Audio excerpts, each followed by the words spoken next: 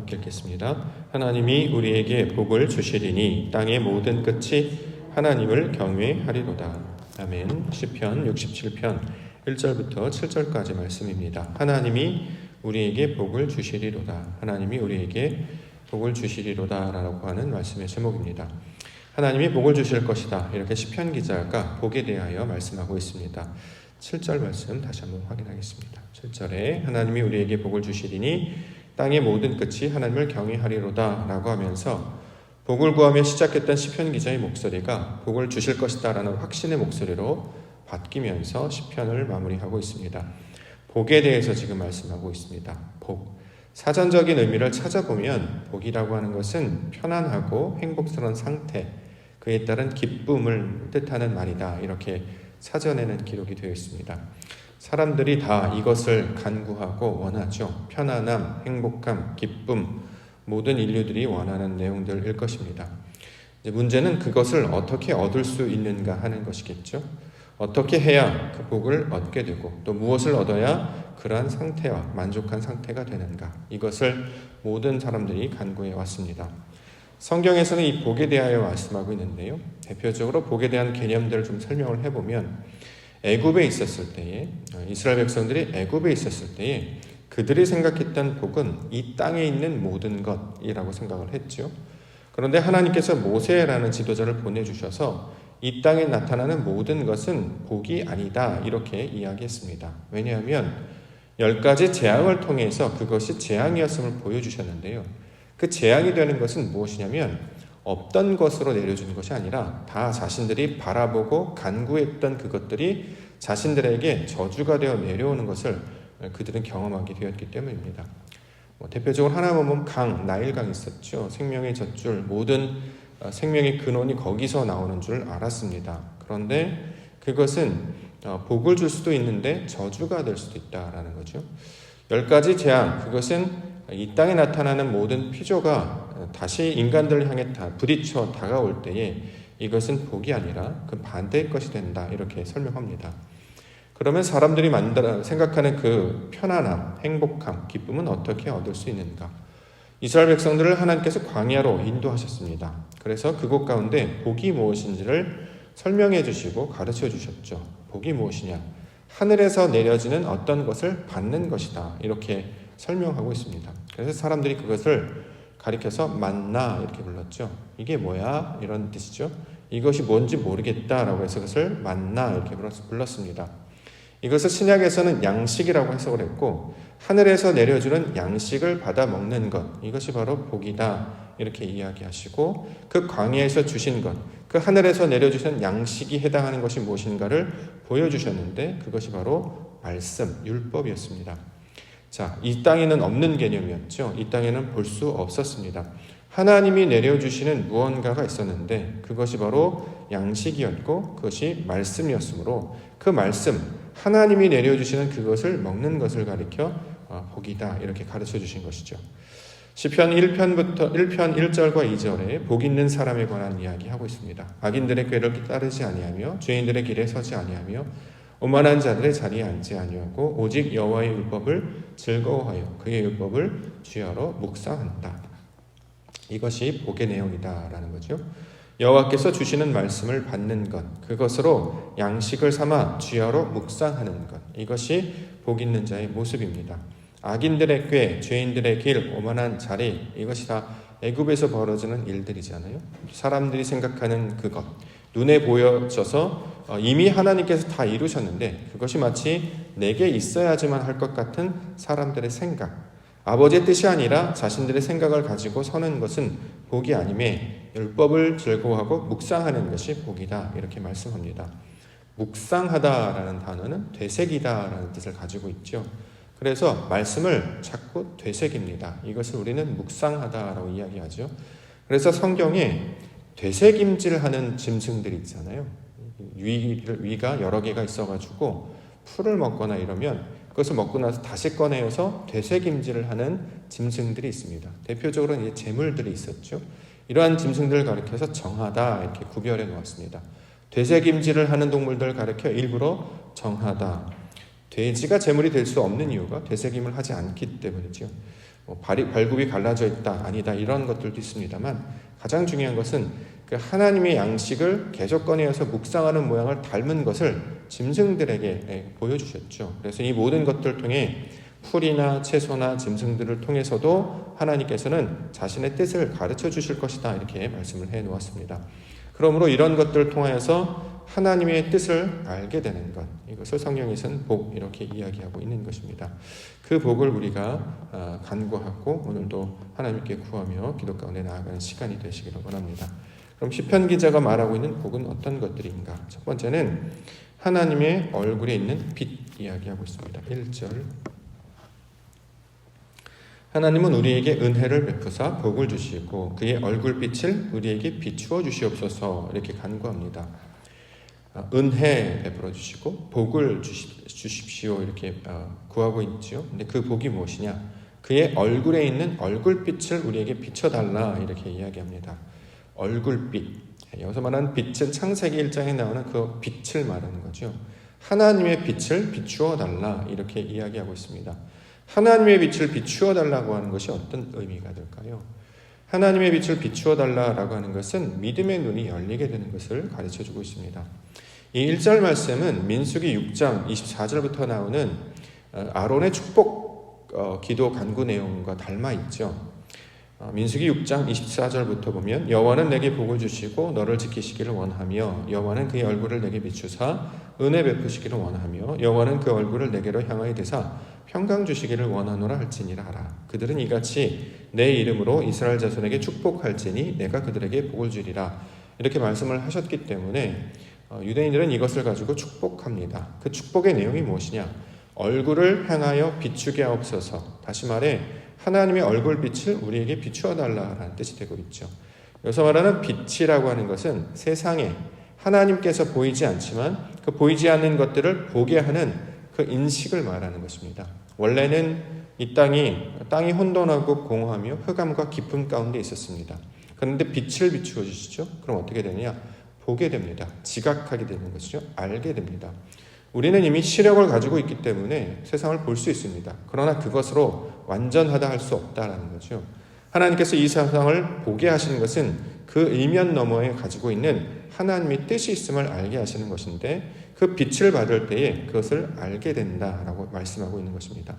우리가 단순히 시각이나 시력을 회복하는 것이 아니라 하나님께서 말씀을 통해서 주시는 그 진리의 빛을 깨닫게 하여 주심으로 하나님의 뜻을 보게 하시고 알게 해달라. 자, 이것을 여호와에 있는 얼굴에 있는 빛으로 설명하고 있습니다. 그러므로 신앙이라고 하는 것이 바로 이러한 내용이 되겠죠.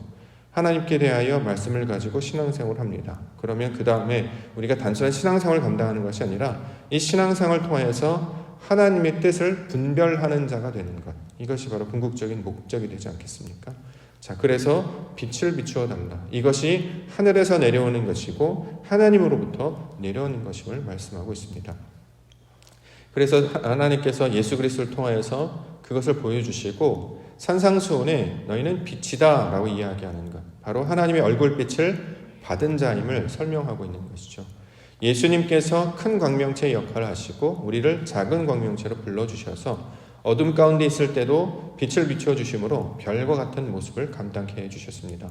단순히 환해지다 아니면 빛을 내다 이런 것이라기보다는 이 모든 피조 세계를 통하여서 역사하시는 하나님의 뜻을 알게 되는 상태, 이것을 빛 이렇게 이야기하죠. 바로 하나님이 주시는 빛을 받아야 이것을 깨달을 수 있게 된다라는 말입니다.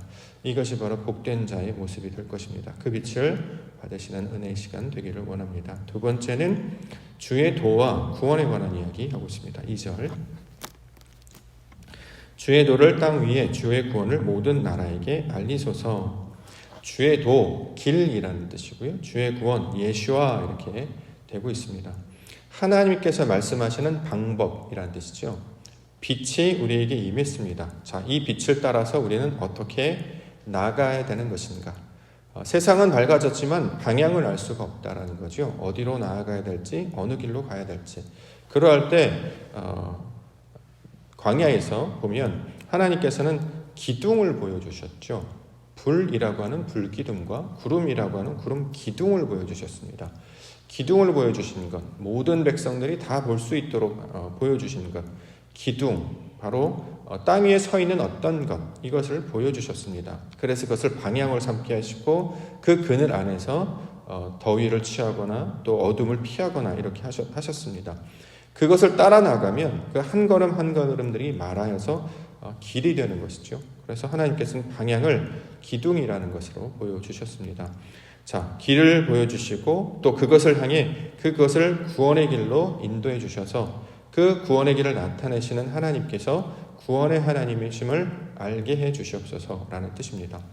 신약에서는 이것을 십자가로 이야기합니다.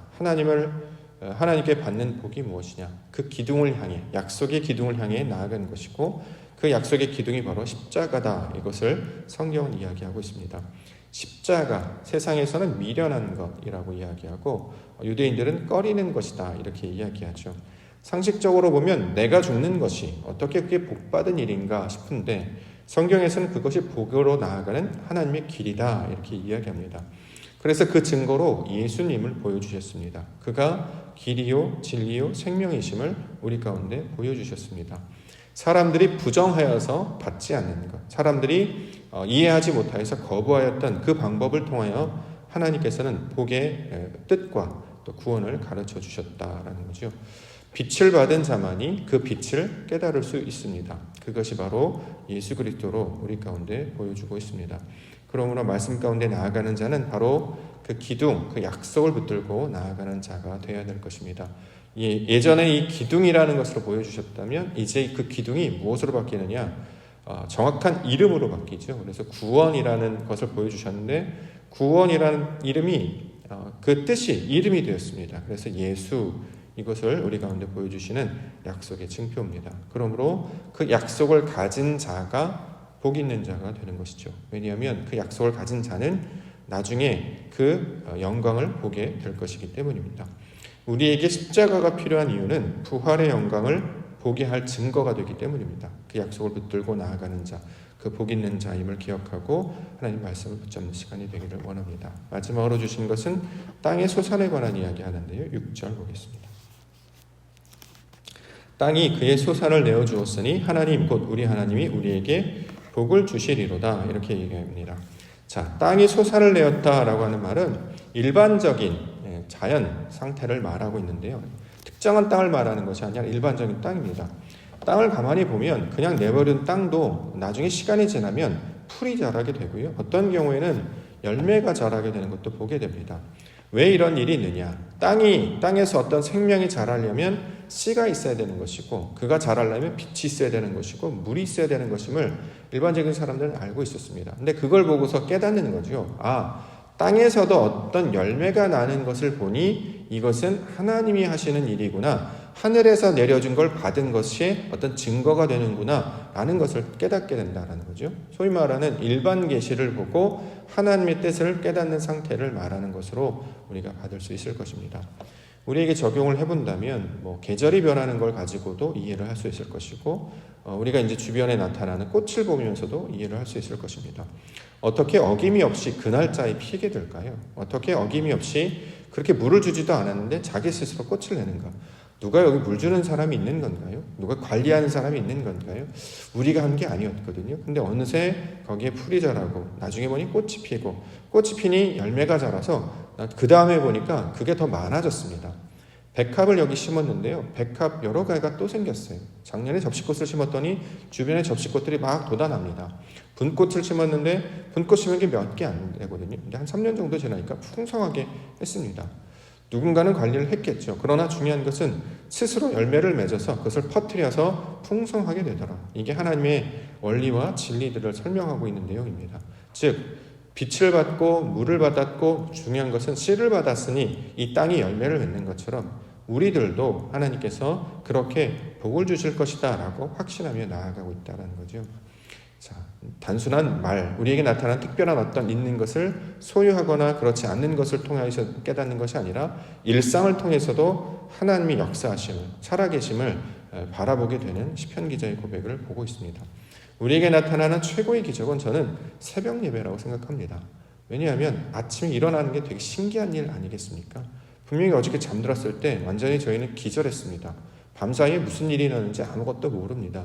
우리는 누가 업어가도 모르고 누가 깨우지 않으면 절대 우리 일어날 수 없다는 거죠.